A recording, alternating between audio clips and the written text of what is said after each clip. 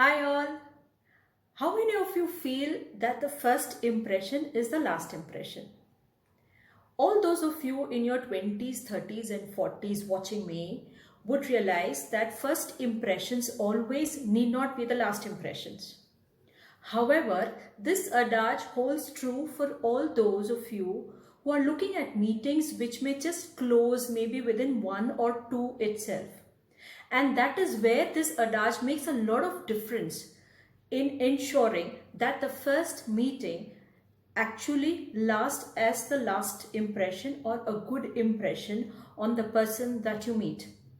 And that is when the importance of first meetings or first introductions matter.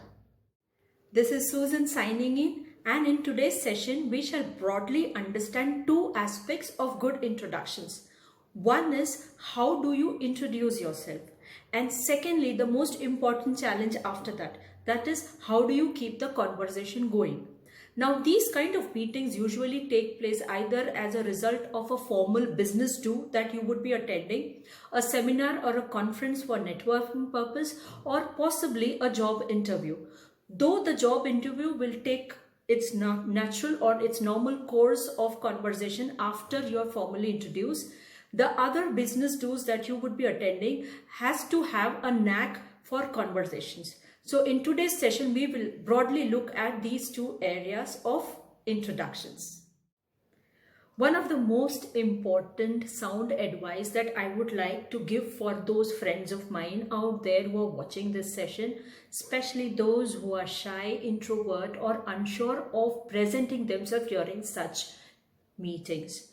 Please remember, you need to be very clear about the intent or the intention behind a meeting. That is the clear idea of the game plan behind the meeting. How do you do this?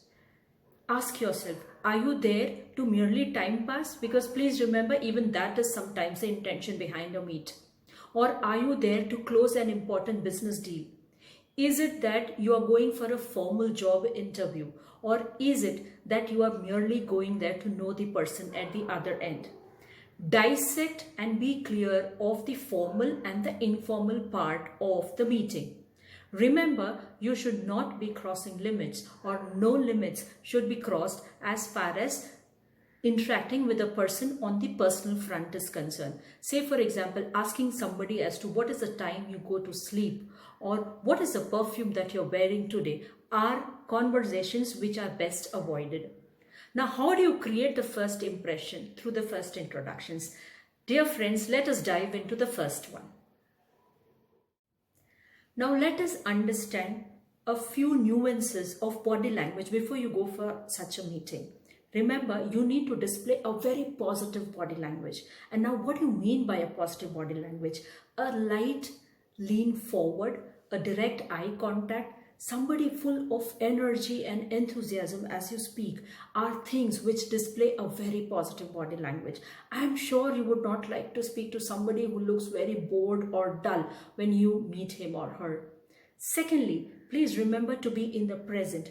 Focus on the now. Then being lazy or mentally occupied or stressed out due to some reason which could be bothering you in life. Thirdly, not to be turtled in or pouch out as a figure. Remember, hands not to be in the pocket. They should be visible because hands convey a lot of language that you want to speak to the person all about. Now let us understand the vocals behind such a meet. Three important lines that you should not forget at all. Say for example, hi, I'm Susan, founder drsusenvarghese.com. I'm so glad to meet you. Clarity in the first name designation and the company that you represent makes a lot of difference, my dear friends. Secondly, please remember, if it's an informal meet, you could just be limited to possibly just saying, hi, I'm Susan. That's it. This will suffice. This should be followed by a handshake.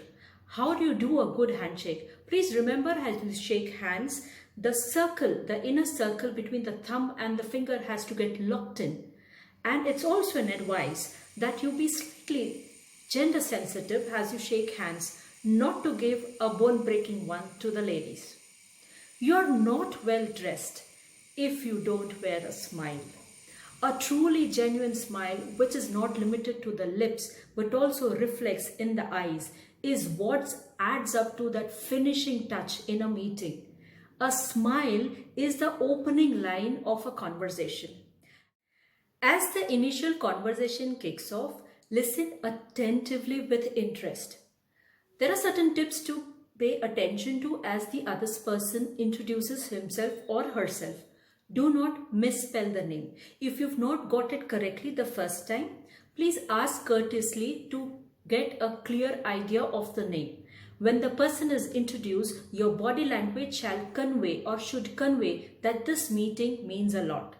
Let us dive into the second part of the session today, keeping the conversation ongoing. How do you do this? Please remember, you would always be happy to engage in those conversations which are meaningful. So there are a few tips, certain must-dos when you get into these kind of conversations. Firstly, nodding. Nodding occasionally at the right times, often when the person speaks, is also a very affirmative way to tell the person you're interested in the conversation. Secondly, to hit off a conversation well, mutual likes and dislikes matter a lot.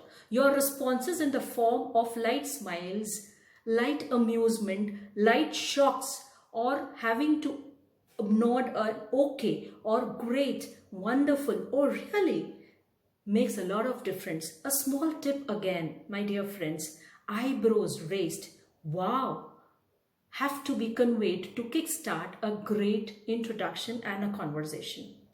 Stories are another good way to connect. Please remember, short, true incidents, not beyond possibly 4 or 5 lines of life or incidents which have a generic relevance to the occasion, is also an instant way to connect. Say for example, you were blocked in while going to the office on a certain day while taking the usual route due to a traffic jam. So possibly you could say that, do you know, there is a different route that I take to reach the office and it helped me that day, is another way, a short story to tell somebody as to how you reach the office. Make sure you're more conscious and responsible towards the conversation. Try to avoid taking or attending calls on mobile as you speak during a conversation. It is all about how much you give importance to the person. If at all you must, excuse and seek the permission of the person before taking the call. After that, make a short one and return back to the conversation. That brings us to the end of today's session. Be you, my dear friends. No one can beat that confidence except you. It's a privilege. This confidence is a privilege that you give to your own self and not to anyone else in this world. What they think or what they say will not determine how you are. It's you who will determine how you are. So go out, celebrate the one you in this world, and walk and meet people with confidence and smile your way into the future. Thank you all. Hope the inputs helped. Like and share if you feel the contents of the video has somewhere touched you to change for the better. Subscribe if you're looking forward to more such inputs. This is Susan signing off. See you soon in my next.